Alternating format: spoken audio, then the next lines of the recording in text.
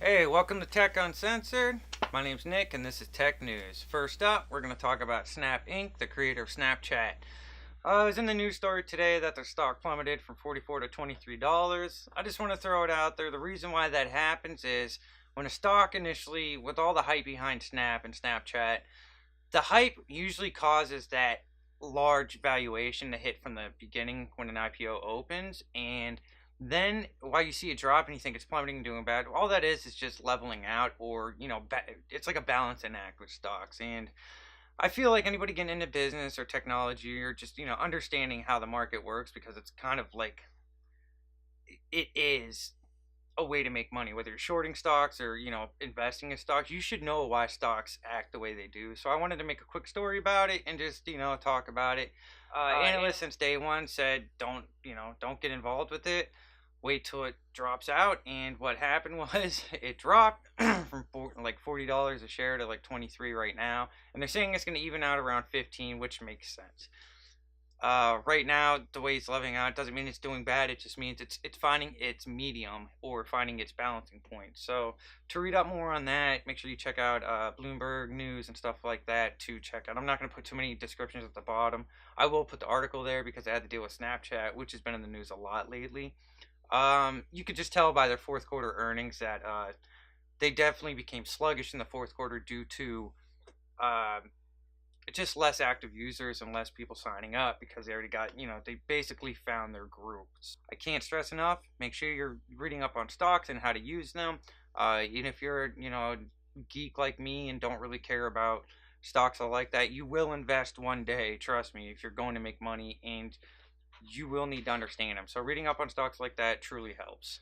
All right, next up, freecodecamp.com. They have a good link to check out over 250 sites, or 250 courses through Coursera, or whatever it's called. I'll throw the description on the bottom, but they are Ivy League courses, and one of them is Computer Science 101, or they say 50, but it's through Harvard, and it's free. You just sign up, and you take a course at your own pace.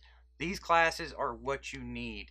These classes are going to get you to where you need to go without all the bundles of money and trying to get included with, $30,000 tuitions and stuff like that. So check these out. If you really want this and you really want to get into this career or into this field, look through some of these courses, and if not, they have other courses, but they are free, and they teach you what they're teaching college grads now. And even better, you can see what you've learned and see what they're teaching in their courses, see what's new, see what's not, and compare where you're at to see, if you do want that 4-year degree or not too. There's so many reasons to be checking out these courses and actually taking them. 2 hours a day, 1 hour a day, 4 hours a day. How bad do you want it? Check these out. This is probably the best news I could have. Again, going with the resources I want to start throwing you guys, stuff like this is just priceless. So check it out.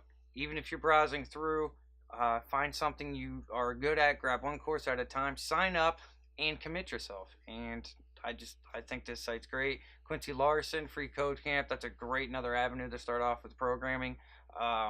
Just check these avenues out, guys, and definitely, even if you've already got a solid background in PHP or whatever and you're trying to move forward, you start going on these now. It's not going to always come easy, and it's not always going to come fast, but if you find the information yourself, you're going to be that much better off for it. So next up, I wanted to bring up a resource site from GitHub. Somebody put up about critical safety software, or safety, that there's best practices guidelines. And this kid, I thought it was pretty cool. He was just looking on solid, programming, best practices to add to his, arsenal of tools like books and stuff. And he decided to make a curated list for GitHub for everybody to share and, use. And I really like that he does this type of stuff, because if you're coding like NASA and stuff that they need to work on spaceships, you're gonna be pretty sound. So I want to take that to heart too much, but it was a pretty cool thought, and I want to keep putting more resources up like this for you users to look through and, hopefully buy books and just get better at crafting your skill.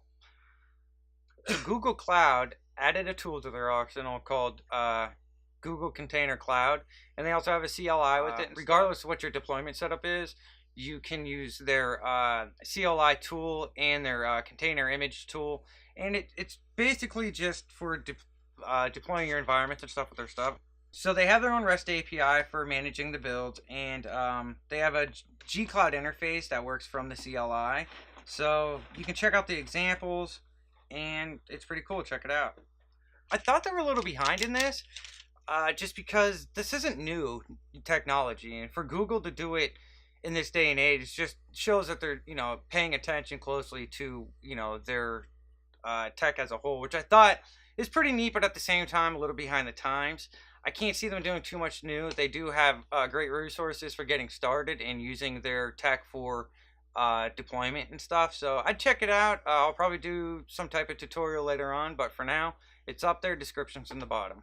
So last up in the news is an article by Steve Reagan, and it's titled "Spammers Expose Their Entire Operation Through Bad Backups. Faulty rsync Setups Exposes River City Media's Entire Operation."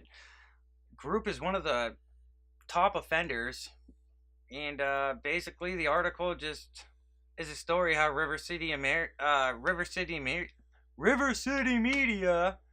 and the guy who runs it, Matt Ferris, accidentally exposed their entire operation to the public after failing to properly configure their rsync backups.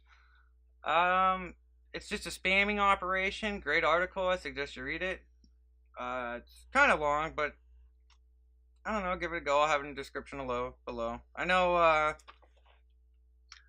I missed a little bit of last week, but stuff got hectic with work. This is a way to start off Monday video, and as we get going, I'll have, of course, my developer and development section you guys can look out for. I know my first video of the one series only lasted 1 minute. I gotta fix that. Worst thing about all this is just editing. I don't care how the videos look. I more or less just want you guys to get the news and make yourselves better programmers and better people. So until next time, stay coding.